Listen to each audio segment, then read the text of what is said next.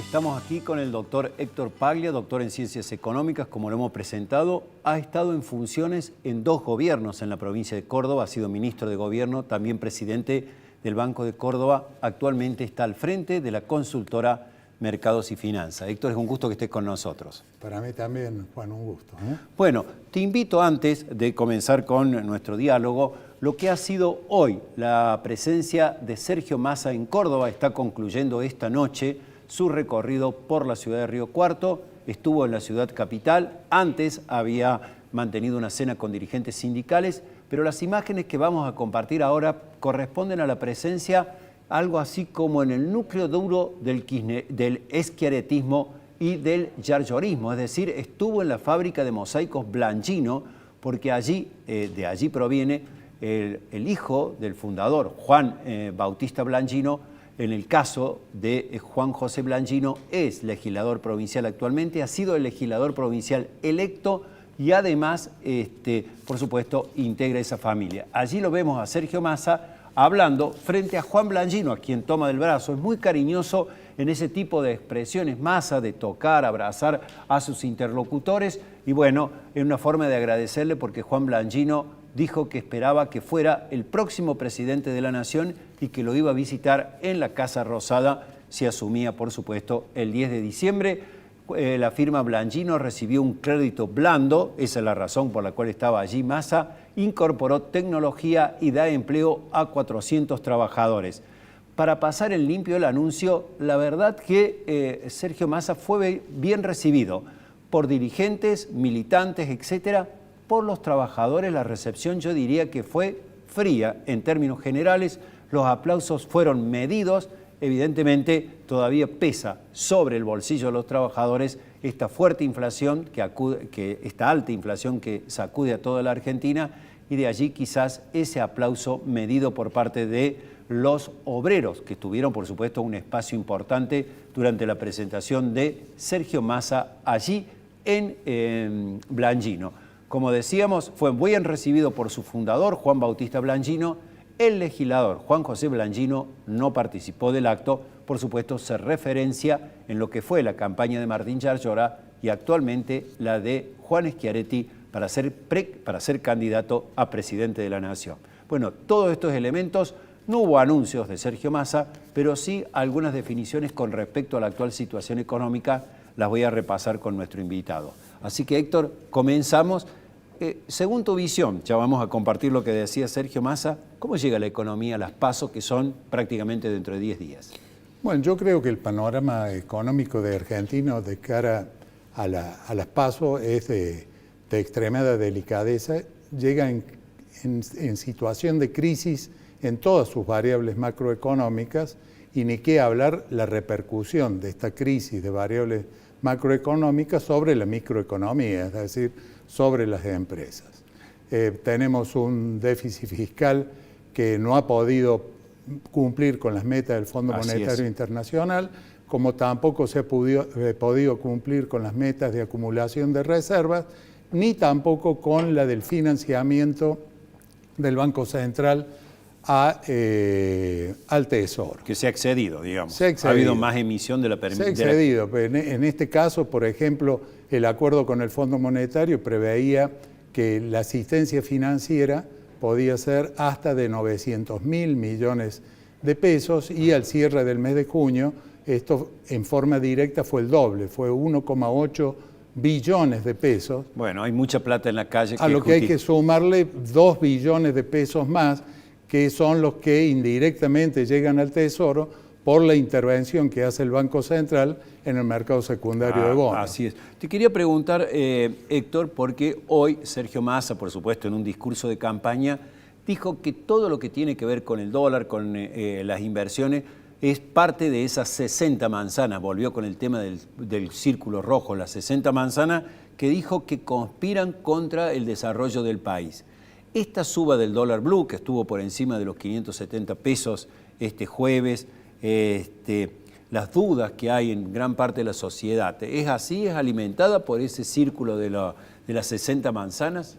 Yo creo que el ministro y precandidato a presidente, más que hacer esta referencia, tendría que plantearse cuál sería la realidad de esa variable, el dólar, que es una variable relevante para los argentinos, cuál sería la realidad si el desarrollo de la economía fuera otro, es decir, si hubiera podido poner en caja la inflación, si hubiera podido llegar a niveles de déficit fiscal razonables, si hubiera podido cumplir con las pautas y no tener esta saga que ha sido de dispensas, de waiver, digamos.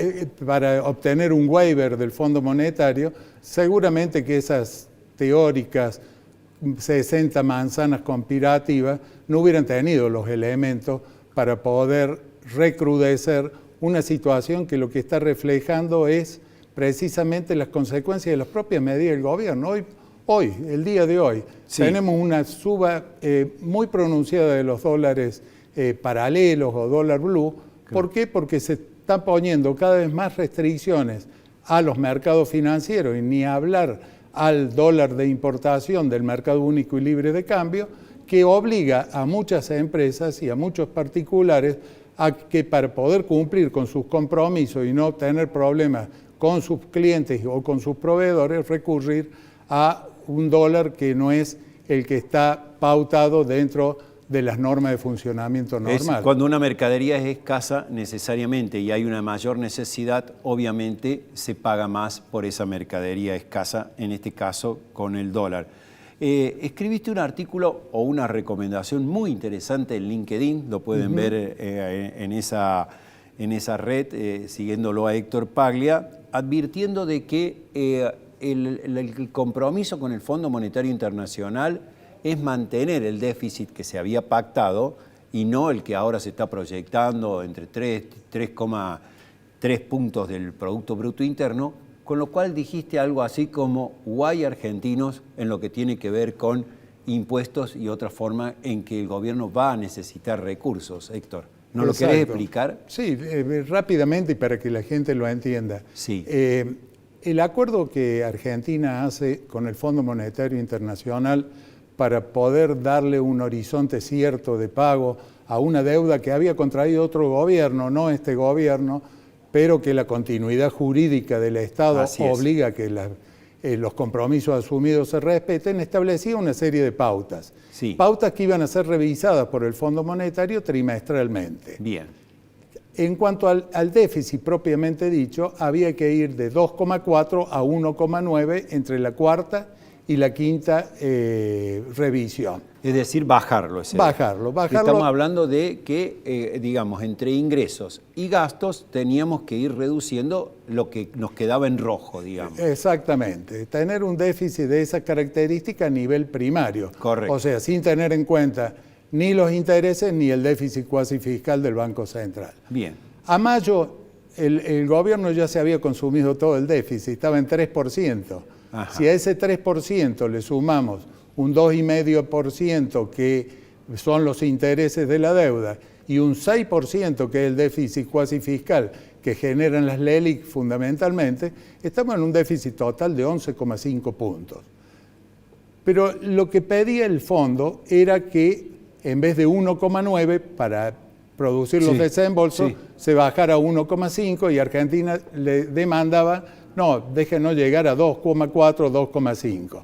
En definitiva, el acuerdo quedó, el acuerdo técnico, falta la aprobación del BOAR, quedó en el nivel que estaba estipulado originalmente. ¿Y vos suponés que 1,9 y estamos en 3, proyectándonos más a 3,2, 3,5 que a 2,5, la brecha que hay que cubrir es muy importante. Entonces, ¿y de dónde van a salir los recursos? Yo el planteo que hago es lo siguiente. Sí. ¿Más impuestos o menos gastos? Menos gastos en un periodo electoral. Parece improbable. Parece difícil, máxime cuando uno ve que se están anunciando crédito subsidiado para los jubilados, crédito subsidiado para las empleadas de casas de familia, que no digo que no lo necesiten, pero en este contexto previaje. Estamos dando préstamos al 30% anual con una tasa que está en términos nominales cerca del 100%.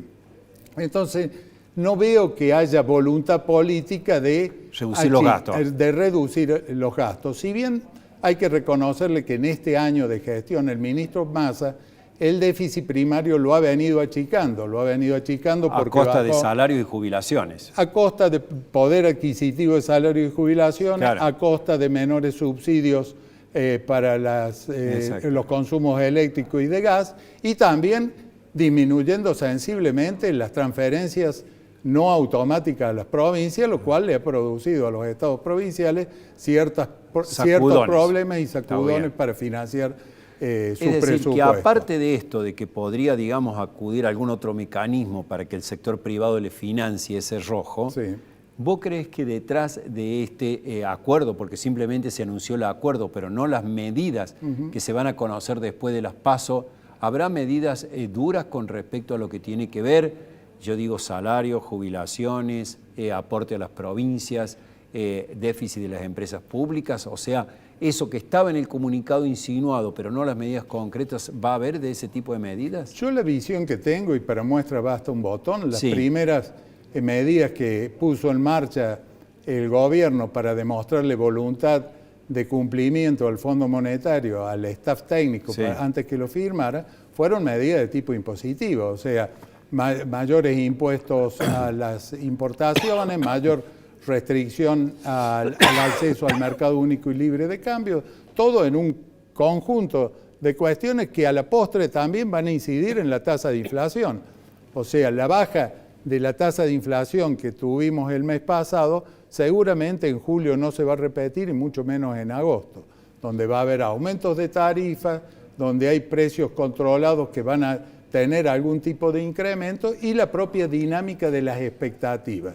O sea, acá entran a jugar un rol muy importante las expectativas de cara a un proceso electoral que está en plena ebullición, claro. Y donde lamentablemente se escuchan propuestas muy disímiles, muy distintas y ninguna que estén hablando de los problemas reales, salvo honrosas excepciones, de los problemas reales de Argentina. Bueno, en líneas generales, por lo que ha señalado, diríamos que tendremos esta economía más o menos ajuste hasta las elecciones.